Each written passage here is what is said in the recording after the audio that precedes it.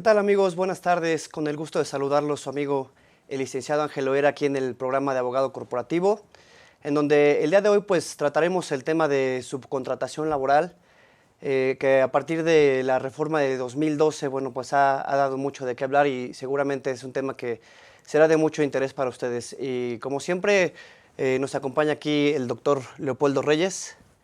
¿Qué tal, Ángel? ¿Cómo estás? Buenas tardes a todo nuestro auditorio. Gracias por continuar aquí en este segundo programa de Abogado Corporativo, en donde, bueno, pues como ya lo vieron desde la semana pasada, vamos a estar abordando temáticas de actualidad, situaciones pues que tienen que ver con el ámbito empresarial, con el ámbito corporativo y que pues seguramente para muchos de ustedes será de interés el cómo se aborden y cómo se analicen todas estas temáticas. Pero bueno, sin mayor preámbulo vamos a entrar en materia. Pues sí, Ángel, ya decías tú que el tema de la subcontratación laboral ha venido a tener cada vez una mayor injerencia en el mundo de los negocios, en el mundo empresarial, porque pues si bien es cierto la figura per se, para efectos prácticos, tiene muchísimos años que se practica, ¿no? La regulación, digamos que de unos 5 o 6 años para acá, pues se ha ido cada vez afinando más la herramienta o el instrumento o la figura jurídica, porque bueno, se han venido detectando pues cualquier cantidad de vicios, por llamarlo de alguna manera, cualquier cantidad de distorsiones que le han permitido a muchos contribuyentes, pues sí, en teoría eficientar su situación financiera, su situación fiscal, pero pues muchas veces no precisamente dentro de un marco legal, ¿no? Es decir, a veces ha habido un uso excesivo, un abuso de la figura en donde pues esa delgada línea entre lo legal y lo ilegal pues de repente se difumina demasiado, ¿no? Entonces yo creo que es interesante que podamos platicar sobre las diversas aristas a las que tiene que enfrentarse una empresa que decide pues finalmente escuchar alguna oferta de propuesta de servicios de estos despachos que pues hoy en día ofrecen la figura como la panacea, como la gran solución para todo tipo de problemas fiscales, del seguro social, laborales, etcétera, ¿no? Pero bueno, yo creo que lo importante aquí es que empecemos a analizar la figura desde el génesis, ¿no? Es decir, en qué legislación estaba pues medianamente, si no regulada, por lo menos prevista, ¿no? Y yo creo que es una necesidad retomar el principio desde la perspectiva laboral, porque finalmente eso es lo que da origen a la figura, a la institución, y de ahí pues algunas otras legislaciones comienzan a tratar de darle una regulación pues más aterrizada o más específica a algunos aspectos ya de manera práctica, ¿no? Entonces, Ángel, si te parece, comenzamos pues revisando en términos muy generales qué nos dice la Ley Federal del Trabajo respecto al tema de la subcontratación, ¿no? Bueno, pues yo considero que para comenzar a desmembrar mucho mejor el tema, necesitaríamos analizar cuáles son las partes que se involucran en el tema, ¿no? Que en este caso estamos hablando de una relación laboral y en esa relación laboral pues se ven involucrados el patrón y el trabajador. En esa relación, evidentemente, tiene que existir una característica muy importante, que es el tema de la subordinación, ¿no? La subordinación del trabajador a cambio de una retribución que el patrón tiene que entregarle al trabajador, ¿no? Recordemos que la subordinación, de alguna manera, tiene su origen o se justifica, digámoslo así, en el punto en el que el patrón es quien está arriesgando un capital y entonces el trabajador pues tiene que obedecer, atender a las necesidades de este patrón. Aquí el tema es que una vez que se constituye la empresa y que se da esta relación obrero-patronal, como bien lo comenté hace un momento, muchas personas, la tendencia es emplear esta fachada de subcontratación para evadir ciertas cargas fiscales que incluso vienen contempladas, o derechos del trabajador que vienen en el 123 constitucional, ¿no? Okay. Bueno, sí, nada más que fíjate que aquí yo le agregaría a lo que tú comentas, que en un principio, antes de estas reformas que vamos a comentar más adelante, no había una clara definición de lo que era la subcontratación en la Ley Federal del Trabajo, ¿no? Existían conceptos, obviamente, atendiendo a una relación bilateral, es decir, como tú bien dices, patrón-trabajador, ¿no? En donde el patrón asumía por cuenta propia la responsabilidad, la obligación y todas las cargas sociales que conlleva la contratación de un empleado, ¿no? Sin embargo, pues no se especificaba de ninguna manera qué era o cómo se debería de entender la figura de la subcontratación. Entonces, encontramos la figura del patrón, encontramos la figura del patrón sustituto, encontramos la figura del intermediario laboral, que pudiera de repente tener una cierta connotación parecida a la subcontratación, sin embargo no es así, porque el intermediario laboral simplemente participa en mayor o menor grado en procesos de contratación, en procesos de selección de personal, en procesos de capacitación, pero no está metido propiamente en la operación de la empresa, ni es quien asume la relación laboral con un grupo de trabajadores que tendrán que prestarle servicios a quien contrate precisamente estas empresas de subcontratación, ¿no? Y es pues precisamente con las reformas del 2012, las reformas laborales, las que primero le dan luz a lo que hoy es prácticamente el artículo 14, si no mal recuerdo, de la Ley Federal del Trabajo, que te señala ya propiamente cuándo se está realmente ante la figura de la subcontratación, ¿no? Y si tú recuerdas, este artículo nos dice, entre otras cosas, ¿no?, que para aquella subcontratación se deben de reunir 3 requisitos fundamentales. El primero, que no todos los trabajadores pueden estar bajo este régimen. Es decir, si yo tengo una planta productiva de 100 trabajadores, la Ley Federal del Trabajo me dice, a ver, espérate, tú no puedes tener a los 100 trabajadores bajo el régimen de subcontratación. Y aquí, bueno, pues obviamente la pregunta obligada sería, bueno, ¿y cuál es la razón o cuál es el motivo? Bueno, es que en teoría desde sus orígenes la subcontratación no tenía como objeto el desplazar a la fuerza laboral que ya estaba inserta o implementada en una empresa, sino que en realidad el objetivo era hacer más productiva esa empresa, apuntalando o apoyando en actividades muy especializadas para las cuales a lo mejor la empresa no tenía ni la necesidad ni la capacidad financiera de tener especialistas para una determinada actividad, ¿no? Entonces, bueno, partiendo de esa idea, el manejo de esta figura permite efectivamente incrementar la productividad laboral si, por ejemplo, en lugar de poner a todos bajo el régimen de subcontratación, pues únicamente pones ahí a las actividades de apoyo o las actividades complementarias, que pueden ir desde lo más básico como cuestiones de mantenimiento, ¿no?, cuestiones de limpieza, hasta lo más especializado para alguna actividad muy particular o muy especializada. Pero en este orden de ideas, pues obviamente lo primero que debe de tener en cuenta un patrón es que no puede tener bajo la figura de la subcontratación al total de sus trabajadores, porque sería tanto como decir que hay una empresa sin empleados, y algo que obviamente pues a la luz de la autoridad pues no es muy buen visto, ¿no?, como lo vamos a analizar más adelante. El otro tema, Ángel, si recuerdas, es que no puedes poner a los trabajadores de la subcontratación a realizar la actividad preponderante o principal del negocio, porque eso entonces ya no es una actividad especializada, ya no es una actividad complementaria o de apoyo, ya es el objeto social el que estás desarrollando propiamente. Entonces ya tenemos 2 candados bastante difíciles, digamos, de obviar, porque ni puedo tener a todos en la misma canasta, ni puedo tener a la subcontratación en el corazón, en el target del negocio. Tiene que ser necesariamente en actividades que complementen o ayuden a elevar la productividad. Y tercero, que los trabajadores que yo incorpore a la subcontratación, ¿sí?, o bajo esta figura, no desplacen realizando las mismas actividades que ya vienen desarrollando los trabajadores que han sido contratados de manera directa o de manera personal subordinada, ¿no? Entonces, ante esta nueva configuración de lo que debemos entender por subcontratación, pues se empiezan a generar cualquier cantidad de problemas en relación a, oye, ¿y qué pasa si yo no cumplo con estos 3 lineamientos, ¿no?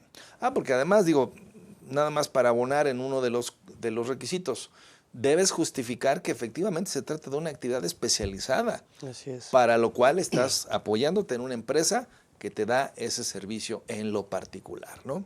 Entonces, quizás a nuestro auditorio lo que le gustaría escuchar es, bueno, ok, eso ya lo sé, eso me lo dice la ley del trabajo, pero ¿y qué pasa si yo en mi empresa no tengo cumplidas esas normativas que acaban ustedes de mencionar? ¿Qué pasaría si yo, pues de repente por ahí alguien me ofreció la figura de la subcontratación y dije, bueno, pues adelante, van todos los trabajadores? ¿O qué pasa si yo en mi actividad preponderante tengo incorporadas personas que están bajo el régimen de subcontratación? Esto, fíjate que de entrada, lo menos que te puede generar, más allá de los problemas legales, laborales, fiscales, de seguridad social, lo menos que te puede generar es un terrible ambiente laboral. ¿Por qué? Porque acuérdense que uno de los principios elementales en relación a los lineamientos de los pagos de salario a un trabajador por servicios personales subordinados es el de a trabajo igual, salario igual. Y precisamente sabemos que la composición de la nómina o los conceptos que conforman la retribución salarial muchas veces son modificados con la intención de aprovechar pues algunos esquemas de planeación fiscal para pagar menos ISR o para pagar menos seguro social. Pero esto evidentemente va en detrimento de la calidad de vida y de lo que realmente está recibiendo como retribución salarial un trabajador bajo el régimen de subcontratación. Entonces, de repente tú tienes a un mismo trabajador desarrollando las mismas actividades, pero resulta que uno lo tienes bajo la subcontratación con un paquete de prestaciones totalmente diferente a aquel trabajador que no está bajo la figura de subcontratación y que tiene una composición salarial efectivamente diversa, ¿no? Y que esto, bueno, pues crea desigualdad, crea inequidad y trasciende evidentemente de manera negativa al ámbito del clima laboral, ¿no? Así es. Pero, ¿qué opinas sobre estas situaciones, Ángel, en donde pudiera haber por ahí alguno de nuestros escuchas que pudiera estar ante esa situación de facto, ¿no? Decir, oye, pues qué lástima que no escuché el programa antes, yo ya cometí el error o no me fijé en lo que decía la ley del trabajo y resulta que traigo un esquema más o menos de esa naturaleza, ¿no? Bien, pues yo considero hacer un paréntesis nada más, bueno, hacer la aclaración es artículo 15 de la Ley Federal del Trabajo, Perdón, 15. en donde ya se reconoce esta figura de subcontratación. Sí considero interesante hacer esta distinción y no confundir el tema de subcontratación con intermediación. Exacto. Porque eso es, esa diferencia sí se establece dentro de la Ley Federal del Trabajo, ¿no? En donde tenemos como intermediación una empresa que se encarga de acercar a quien está interesado en encontrar ese trabajo y quien está interesado en los servicios de ese trabajador, y hasta ahí se termina esa relación, ¿no? Sirve como un ente que conecta, ¿no?, las necesidades de la industria o de la planta productiva con aquel que requiere de una fuente de ingresos, ¿no?, un empleo. Efectivamente. Y bueno, el tema de subcontratación, o conocido como outsourcing también, que es un término inglés, es muy particular, en donde ya existe incluso la figura de responsabilidad solidaria, ¿no? En donde si yo como patrón estoy buscando que a través de un tercero me apoyen en la empresa, evidentemente las cargas fiscales y la responsabilidad laboral va a ser de forma solidaria para con las dos, ¿no? Fíjate que eso que mencionas es bien interesante, porque antes precisamente esa falta de regulación, esa falta de especificidad en los términos laborales permitía de repente como que se eludiese la responsabilidad, ¿no?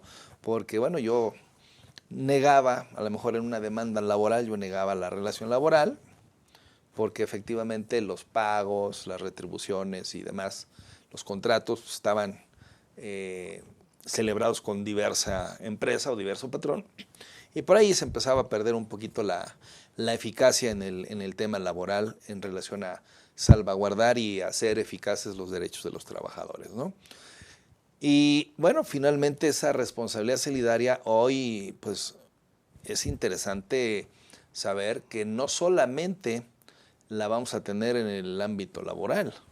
Esa responsabilidad solidaria ha ido evolucionando de poco a poco, es decir, las reformas que se han dado en el terreno laboral han trascendido en las leyes fiscales y en las leyes de seguridad social. Hoy tenemos ya incluso criterios judiciales donde pues se especifica, ¿no?, que el outsourcing, como tú lo mencionas, es una figura a la cual se le debe de ver desde una perspectiva integral.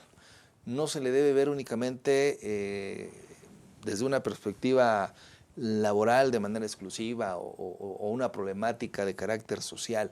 Tiene que ser incluyente, es decir, ¿qué pasa o qué repercusión hay cuando yo celebro un contrato de subcontratación con la Ley Federal del Trabajo, con la Ley del Impuesto sobre la Renta, con la Ley del Seguro Social principalmente, y ahora ya incluso también con la Ley del Impuesto al Valor Agregado? O sea, Así es. ya se ha hecho una situación, digamos, tan evidente, ¿no?, de la falta de legislación que había en esta figura, que hoy en día pues el legislador está muy preocupado por acotar desde las diversas perspectivas que estamos mencionando el ámbito de la subcontratación, pues para darle certeza jurídica a que los trabajadores reciban realmente lo que deben recibir y a que el Estado cobre las contribuciones que debe de cobrar, ¿no? Y obviamente sin que esto sea en detrimento de las empresas. Pero bueno, creo que ya llegamos a nuestro primer corte. Queridos amigos, no se vayan, continúen con nosotros. Estamos aquí platicando y analizando la figura de la subcontratación laboral. Regresamos.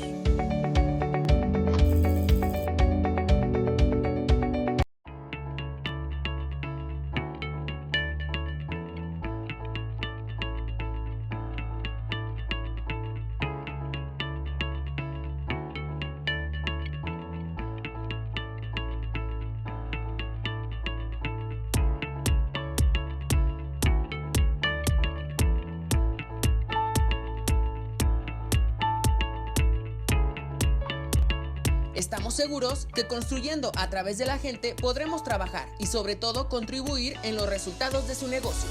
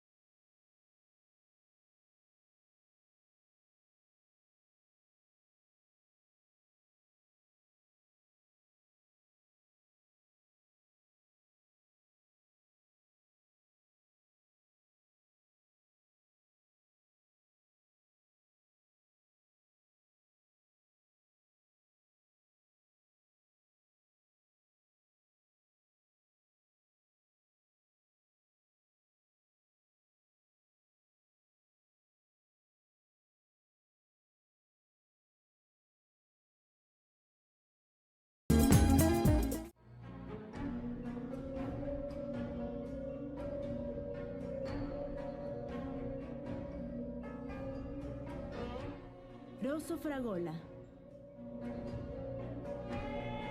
Arte en fresa que seduce tus sentidos.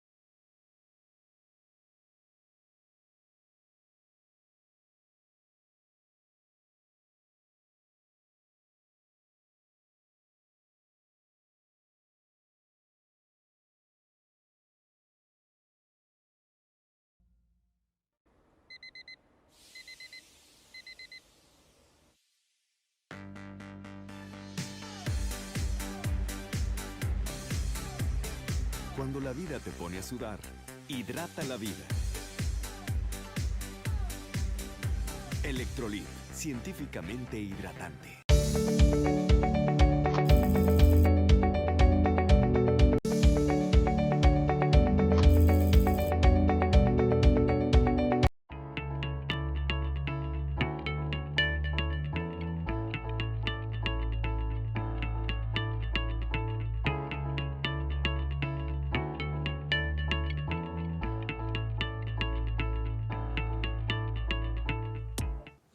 Queridos amigos, pues muchas gracias por estar aquí todavía con nosotros en su programa Abogado Corporativo.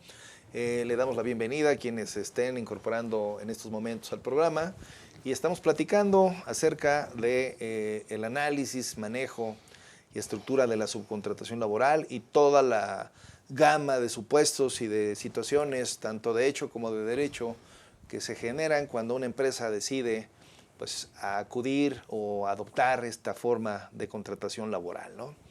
Platicábamos antes de irnos al corte, se manejó la figura o el tema de la responsabilidad solidaria, es decir, parte de los efectos o alcances que se dieron de las reformas de los últimos años en la Ley Federal del Trabajo, a través del artículo 15 de la Ley Federal del Trabajo, fue precisamente el darle ya un efecto de responsable solidario a aquella empresa que llegase a contratar empleados mediante la figura de la subcontratación.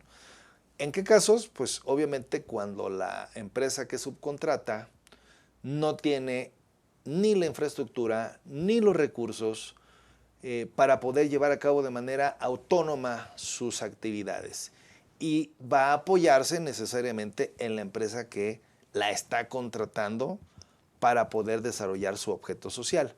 Y ahí es donde pues empieza a torcerse, si me permiten la expresión, de alguna manera, esta figura de la subcontratación, porque bueno, si no tienes la infraestructura, no tienes la capacidad, no tienes los recursos, pues cómo es que hay un tercero que te contrata para que le des esos servicios. Y es donde empieza a despertar las suspicacias, donde la autoridad le levanta la ceja y empieza a decir, oye, a ver, pues eso a mí me suena más como una especie de simulación, porque si la otra empresa no tiene nada y de repente te empieza a ti a dar servicios y a facturarte, pues algo por ahí como que no está cuadrando en la fórmula, ¿no? ¿Estás de acuerdo, Ángel? Así es, como bien lo comenta, doctor. Tenemos el claro ejemplo de aquella empresa que contrata a su vez a otra empresa, con el fin de evitar el reparto de utilidades con los trabajadores. Por ejemplo, ¿no? Pago de PTU. Así es, y bueno, aunque se ha hecho en algunos intentos, finalmente, pues en la Junta de Conciliación y Arbitraje, bueno, se da esta figura que estamos mencionando ya de la responsabilidad solidaria, ¿no? No, incluso, si tú recuerdas, pues la reforma evoluciona al grado de que hoy un trabajador bajo esas circunstancias pues ya le puede demandar PTU a las dos empresas, ¿no?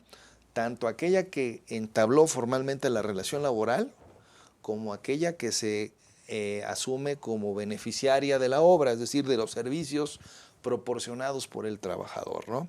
Entonces, bueno, pues lo que en sus orígenes pues buscaba propiamente un ahorro, ¿no? En este caso, mandar a los trabajadores a una empresa donde pues prácticamente tenemos el puro cascarón, ¿no? O la pura documental conocida como acta constitutiva, pero pues los activos pertenecen a quien recibe los servicios, pues la idea era precisamente el suponer o presuponer que si en esa otra empresa demandan los trabajadores, pues no pasa nada, ¿no? Finalmente no hay activos, no hay bienes y el patrimonio se mantiene aparentemente blindado o se blindaba, ¿no? Hoy en día ya la legislación ya no te da esa oportunidad porque, bueno, yo creo que esto también es interesante ponerlo en el contexto del origen histórico. ¿Qué sucedía antes en el ámbito empresarial o por qué las empresas de momento dijeron, oye, ¿por qué no hacemos una empresa o constituimos otra sociedad que sea la que contrate a todo el personal y los activos, los bienes, el patrimonio, los dejamos de este lado, ¿no? Yo creo que hubo un parteaguas en la historia empresarial de México a raíz del caso Cooperativa Pascual, ¿no? Si nuestro auditorio recuerda, porque bueno, esto ya tiene algunos años que sucedió, por allá de los 80s aproximadamente, finales de los 70s, la empresa Pascual Boing era una empresa obviamente con capital privado que por alguna razón se vio involucrada en temas laborales, ¿no? Fue emplazada a huelga y por malos manejos, malas negociaciones, un juicio mal llevado, no lo sé, pues terminan perdiendo un laudo laboral millonario, en pocas palabras, impagable. Pues era una época en donde todavía la ley del trabajo hacía alusión a pues, salarios caídos y imagínate un juicio que llevaba 4, 5, 6, 8 años, pues ya valía más por los salarios caídos que por las eventuales indemnizaciones que en su momento se tendrían que haber pagado, ¿no? Entonces, pues digo, en términos muy concretos, no pudo pagar la empresa y pues ¿qué fue lo que pasó? Los trabajadores, a manera de pago o de cumplimiento del laudo, pues, se quedaron con el negocio, ¿no? Y de ahí nace la famosa cooperativa Pascual Boing. Una empresa que, bueno, sigue siendo de capital privado, pero ya con una connotación, pues digamos que un poquito más de carácter social, porque ya eran los trabajadores los propietarios o los dueños del negocio, y bajo esa figura, pues adoptaron, ¿no?, una forma asociativa que se conoce como sociedades cooperativas y que de allá para nuestros días, pues sigue siendo una empresa icónica dentro de la industria refresquera de nuestro país. Entonces, bueno, pues obvio, al ver esa situación, pues muchos empresarios dijeron, oye, espérame tantito, no nos vaya a pasar lo que le pasó a Pascual Boing. ¿Qué hacemos para blindar el patrimonio de la sociedad? ¿Qué hacemos para no mantenernos en esa situación o contingencia en donde si tenemos una demanda laboral o un emplazamiento a huelga, pues terminemos perdiendo, igual como en su momento lo sucedió a la gente de Pascual Boing? Entonces muchos dijeron, bueno, pues fueron con los abogados, los asesores, los financieros, los contadores, y por ahí alguien sugirió, ¿no? Oye, ¿por qué no constituyes una empresa paralela donde tú vas a ser el dueño de la empresa, pero ahí únicamente vas a meter a los empleados? Y el patrimonio, los activos, la planta, la maquinaria, etcétera, pues déjala de este lado. Y de esa manera no va a haber forma de que ellos vayan y demanden a esta porque el patrón es este de acá. Y en sus orígenes funcionó muy bien la figura, porque también los criterios en aquella época de la Junta de Conciliación y Arbitraje pues no estaban tan avanzados y evolucionados como hoy. Y evidentemente pues reconocían de manera literal que el patrón era el que los había contratado y por tanto pues esta empresa no tenía por qué responder de ninguna obligación laboral. Ya poco a poco y a golpe de juicios y jurisprudencias pues, se fue enderezando la cosa, ¿no? La situación empezó a ser más crítica, digámoslo de alguna manera, cuando ya no solamente era tratarse de ahorrar la PTU, porque bueno, si bien es cierto que era un ahorro de un 10%, pues era un ahorro que no le pegaba al gobierno, era un ahorro que le pegaba al trabajador. Pero cuando el gobierno empezó a poner más cuidado en esas figuras, pues cuando esa planeación le empezó a pegar también al Estado. Claro. Porque ahí fue donde dijeron, oye, pues si podemos ahorrarnos la PTU, ¿por qué no nos ahorramos el Seguro Social? ¿O por qué no nos ahorramos el impuesto sobre la renta o el Infonavit? Y ahí fue precisamente donde la evolución en un sentido negativo, ¿verdad?, empezó a crear un outsourcing, pues digamos que más agresivo, más tendiente a la elusión y a la defraudación fiscal, y obviamente pues socavando aún más el tema de pues la justa retribución salarial a los trabajadores, ¿no? ¿Qué opinas? Sí, es pues internautas, pues mucho cuidado con el tema de hacer cosas buenas que parezcan malas, ¿no? Finalmente, el tema puede trascender, considero, doctor, hasta temas ya de actos de simulación. Ah, no, por supuesto. O trasciende, de hecho, encuadra perfectamente en donde, como un ejemplo, partiendo de algo más sencillo, puede ir desde yo como patrón estoy haciendo un contrato para con el trabajador, en donde realmente existe la subordinación y existe el pago, esa retribución por el trabajo que yo estoy recibiendo, pero me aprovecho de leyes de naturaleza fiscal, ¿no? Como por ejemplo la ley de ISR, y trato de situar al trabajador en un supuesto en donde se le está pagando como asimilado a salario, ¿no? Sí. Y entonces trato de desvincular esa parte de la relación laboral y de manera muy inteligente, pero mal, estoy cayendo ahí en un acto de simulación. Entonces, sabemos que si tiene orejas de conejo, dientes de conejo, estamos hablando de un conejo, si me permite la expresión, ¿no? Entonces, si estamos hablando de que hay insisto, una relación subordinada, si estamos hablando de que hay una retribución hacia el trabajador, es una relación obrero-patronal, de la cual pues el patrón no se puede desvincular, ¿no? Fíjate que eso que comentas es bien interesante porque hablando en temas de simulación, ¿cómo se empezó a simular apoyándose en la figura del outsourcing? En primera, pues ya decíamos hace un rato, no existía el artículo 15, no había propiamente un esquema regulado de lo que debíamos entender como subcontratación. Y por ahí no faltaron los ingeniosos, ¿verdad? Los que les gusta hacer mucha gimnasia mental, ¿no? Y empezar a buscarle dos ángulos diferentes a las perspectivas fiscales, ¿no? Una, beneficiarse a sí mismos, ¿no? Dejando de pagar una contribución, y otra, de manera indirecta, beneficiar al trabajador pues, para mantenerlo contento, feliz y que haga bien su trabajo, ¿no? Yo recuerdo que por ahí las primeras veces que yo comencé a recibir noticias e incluso propuestas profesionales para la implementación de esto fue precisamente bajo la figura de las cooperativas. Ya decíamos hace un momento, ¿no? Que el tema de la cooperativa Pascual fue un ícono en el manejo de juicios laborales. Y fíjate que ahí te puedo decir que lo que llegaban a ofrecer a las empresas hace 15 años aproximadamente, un poquito más, era, oiga, ¿quiere ahorrarse el seguro social? ¿Quiere ahorrarse el Infonavit? Lo podemos hacer y además de manera legal. Ah, caray, a ver, platícame de qué se trata, ¿no? Bueno, resulta que llegaban y te decían, ¿cuántos trabajadores tienes? Pues tengo 500 trabajadores. Ok, mire, vamos a hacer lo siguiente. A todos esos 500 trabajadores nos los vamos a llevar a otra empresa, a una sociedad cooperativa, pero vamos a darle un giro de 180 grados a la relación jurídica. ¿Por qué? Porque les vamos a decir que ya no son empleados. Ah, caray, ¿y entonces qué les vamos a decir? Que ahora ya son ellos los socios de su propia empresa. Y esto, bueno, pues obviamente a quien no le dicen, oye, ya no vas a ser un empleado o un subordinado, vas a ser el propio dueño de tu negocio, pues digo, a cualquiera le interesa conocer qué propuesta es, ¿no?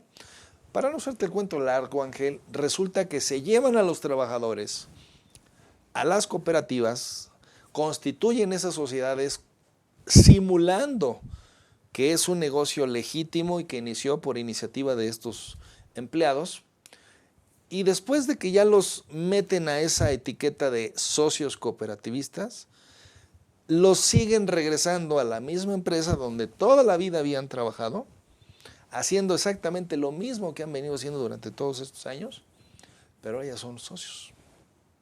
Y ahora la deducibilidad del gasto que antes era por concepto de nómina, ahora ya es una facturación, o era una facturación por servicios de personal o servicios X que daba la cooperativa a favor de estas empresas, ¿no? Y bueno, evidentemente el trabajador recibía en términos reales un beneficio. ¿Por qué? Pues muy sencillo, pues si ya eres patrón, si ya eres dueño, ya eres socio, la legislación laboral que está íntimamente vinculada con la de Seguridad Social y de Infonavit, te decían claramente, ¿no? En el caso de las cuotas obrero-patronales, si se trataba de sociedades cooperativas, únicamente se cotizarían los salarios pagados por concepto de la prestación de un servicio personal subordinado, pero no se cotizarían o no integrarían el salario diario de cotización aquellas otras prestaciones que estuvieran no relacionadas con la prestación del servicio. Pudieran ser bonos, pudieran ser cualquier concepto que tú le pusieras, pero que no fuera salario, ¿no? Entonces llevaban el pago de la cuota del Seguro Social a su mínima expresión, es decir, presentaban avisos al Seguro Social con un salario mínimo al mes, cuando a lo mejor ganaban 10, 15 veces más, ¿no? Claro. Y además, si a eso le agregas que la ley del Infonavit señala que las sociedades cooperativas no tienen trabajadores, pues obviamente no había obligación de pagar aportaciones al Seguro Social. Entonces, con esa reducción sustancial a las cuotas obrero-patronales y a las aportaciones del Seguridad Social, pues era un negocio que daba para ahorrar y para pagarle a quien te proponía ese tipo de estratagemas, ¿no?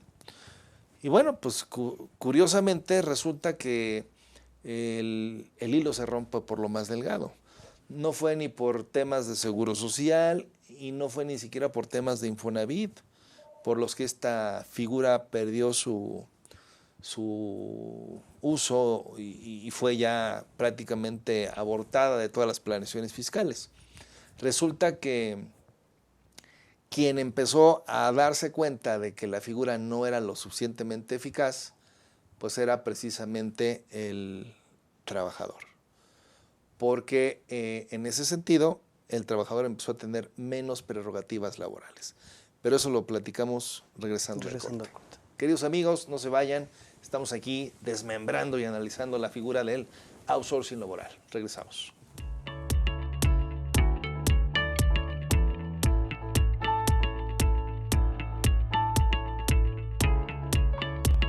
Estamos seguros que construyendo a través de la gente podremos trabajar y sobre todo contribuir en los resultados de su negocio.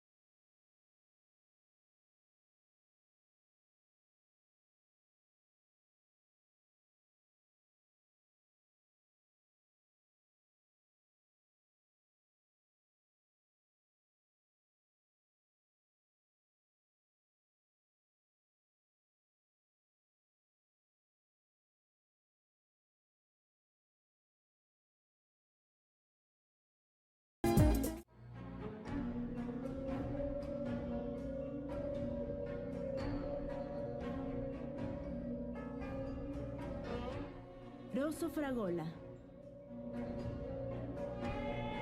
Arte en fresa que seduce tus sentidos.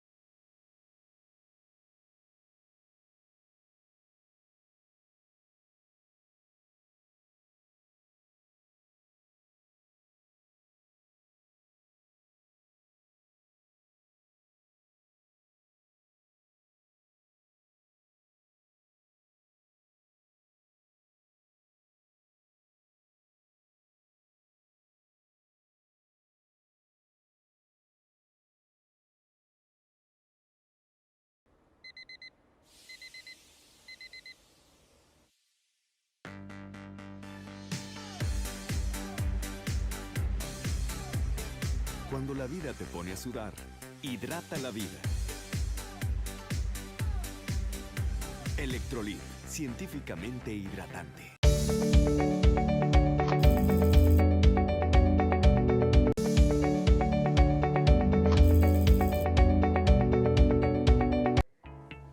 Queridos amigos, muchas gracias por seguir con nosotros aquí en su programa Abogado Corporativo, hablando de este tema tan interesante como es el outsourcing, ¿no?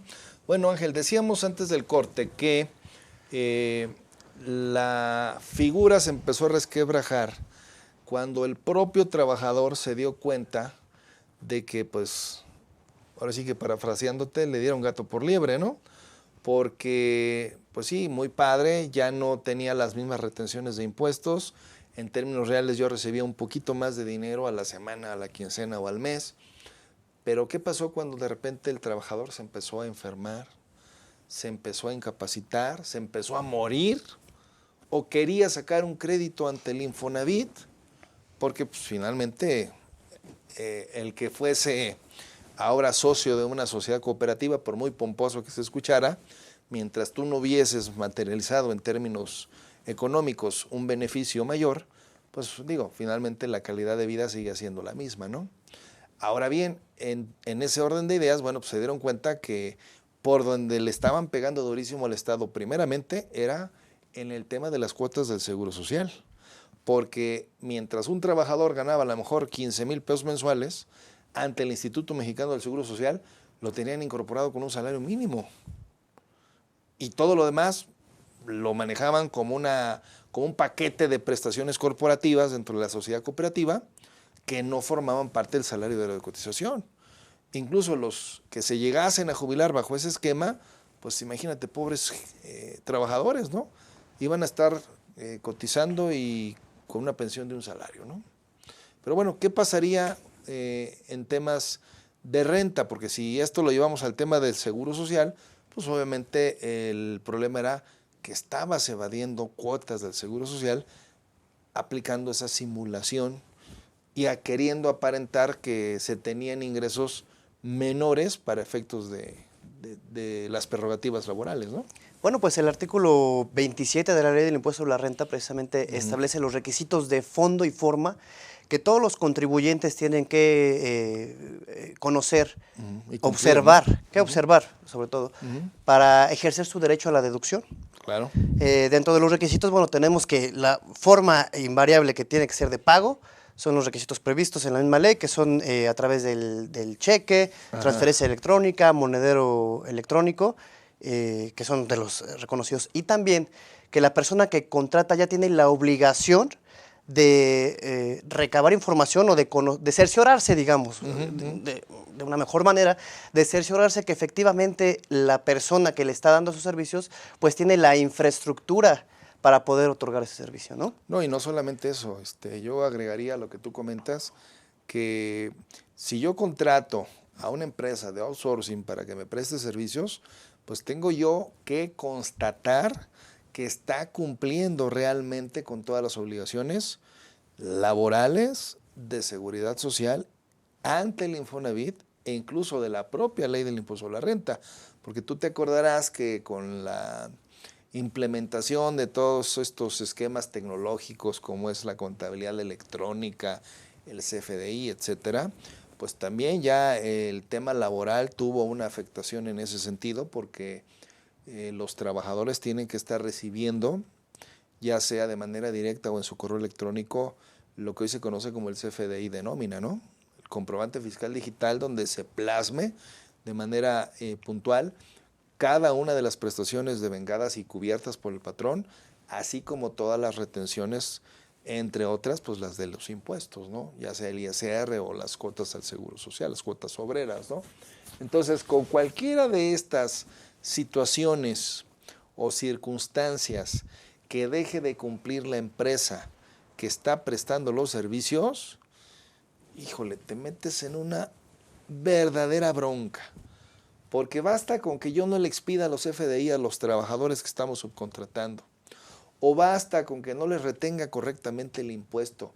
Basta con que no pague las cuotas obrero-patronales de manera correcta para que esa simple circunstancia haga que quien recibe el servicio paga la factura de la empresa de outsourcing, no pueda deducir para efectos de impuestos sobre la renta el importe de lo retribuido, ¿no?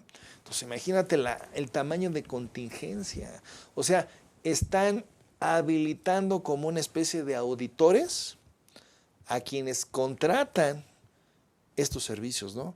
Es algo así como, pues, órale, ahí está, lo puedes hacer, pero tienes una reta crítica tan difícil de sortear que al mínimo detalle vas a tener problemas, ¿no? ¿Qué opinas? Pues sí, finalmente lo que se busca con esta situación es dar mayor certeza jurídica y aunque en apariencia esto nos genere un poquito más de carga en el sentido de tener que recabar la documentación de que efectivamente tú estás haciendo... Un poquito más, yo diría que un muchito más de carga, porque a final de cuentas, cuando yo contrataba en épocas anteriores a todas estas reformas, cuando yo contrataba una empresa de outsourcing, pues a mí mis chicles, o sea, ellos se encargaban de contratar, ellos se encargaban de pagar el seguro, de pagar el Infonavit, de pagar la nómina, si había demandas laborales, ellos se encargaban de resolver todo el tema, etcétera, etcétera, y realmente era un poquito difícil que llegara o trascendiera a mi ámbito patrimonial, pues algún incumplimiento de parte de ellos, ¿no? A menos que fuera ya un incumplimiento abierto de contrato, ¿no? Que dejaran de cubrir las nóminas o cosas así, o las cuotas del Seguro Social. Pero hoy en día, el punto aquí al que quiero llegar y en el que quiero poner a nuestros amigos que nos están escuchando muy en alerta es que si te vas a aventar a contratar a una empresa de outsourcing, híjole, ten mucho cuidado. Claro. Ten mucho cuidado porque debe ser una empresa seria, una empresa formalmente establecida. No basta con que en el contrato de outsourcing te diga una clausulita, nosotros nos hacemos responsables de todos los trabajadores, de todas las deudas que pudieran derivar en materia laboral, en materia fiscal, porque si un día vas y de repente desaparece, híjole. Eso ya no es suficiente, ¿no? Pues, dice la ley del trabajo, dice la ley del seguro social, dice la ley del impuesto de la renta, que a falta de incumplimiento de la empresa de outsourcing, se van sobre el beneficiario de la obra, y hasta donde topa, es decir, fincan créditos fiscales, capitales constitutivos, embargos de cuentas, cobros coactivos, procedimientos de ejecución, y no te platico hasta dónde puede terminar el tema, ¿no? Porque si además hay adeudos laborales, si hay por ahí un tema sindical, pues ahí está el fantasma finalmente de la cooperativa Boeing flotando en el ambiente, ¿no? Y donde sabemos que los laboralistas son bravos, cuando meten una demanda laboral, demandan hasta el perro del vigilante. Inflan las cuentas. Y dicen, pues alguien nos tiene que pagar, ¿no? Así es. ¿Qué opinas? Así es, en efecto, pues como bien lo menciona, nada más sí ser enfáticos con los internautas que nos observan en este momento, de que pues tengan mucho cuidado precisamente incluso con aquellas personas que se acercan con tendencias a darles una asesoría en donde pues, finalmente por el desconocimiento se puedan llegar a meter en un problema. Híjole, hay unos pseudo profesionistas, ¿no? Que te hablan muy bonito al oído, le endulzan al empresario muy fácilmente el oído, y bueno, el empresario lo que quiere escuchar es que va a pagar menos impuestos, ¿no? Y cuando le dices eso, pues ya de entrada ya despertaste el interés, ¿no? Ya despertaste ahí el ánimo del empresario y dice, bueno, a ver, me interesa escuchar tu propuesta, ¿no? Y hay gente muy hábil para engatusar, ¿no? Como dices tú, hay que tener cuidado porque a veces por desconocimiento, pues se deja uno llevar por el canto de las sirenas, ¿no? Y el problema es que al rato ahí están las situaciones, ¿no? Las demandas, los créditos fiscales, los capitales constitutivos. Y fíjate que a toda esta problemática que hemos venido abordando, yo le agregaría una más, la cereza del pastel.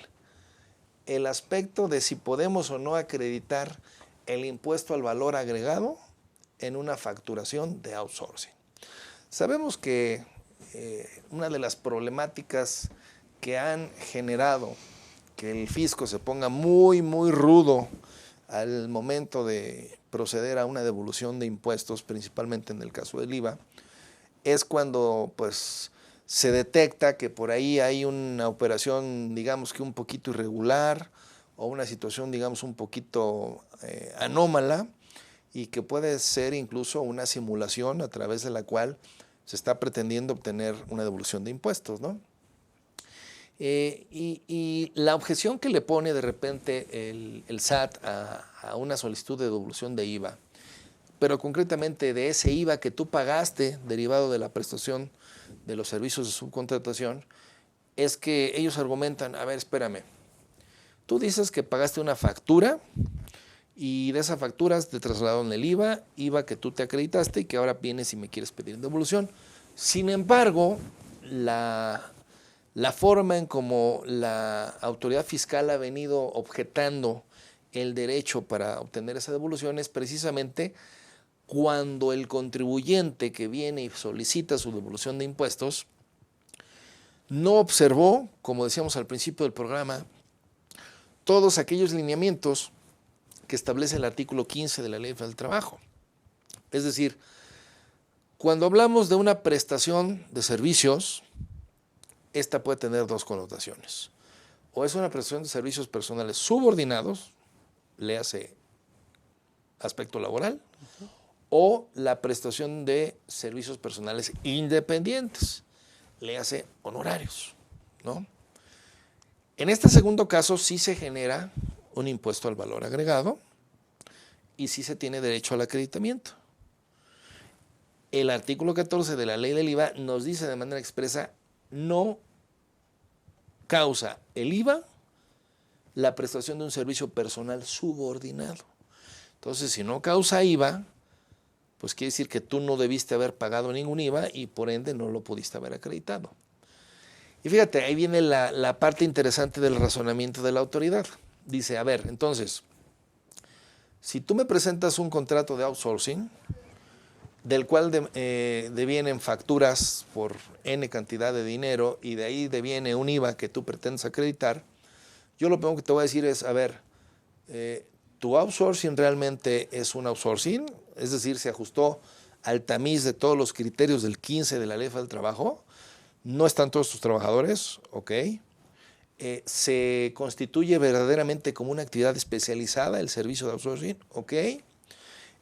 ¿No están haciendo las mismas actividades que venían haciendo tus trabajadores, estos empleados del outsourcing? Ok.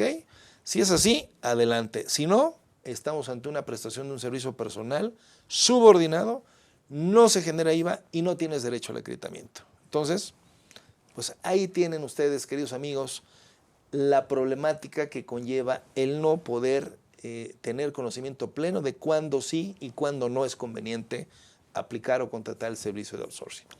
Y pues bueno, mi querido Ángel, desafortunadamente el tiempo se nos ha terminado. Estamos llegando al final del programa. No sé si quieras dar algunas palabras de despedida.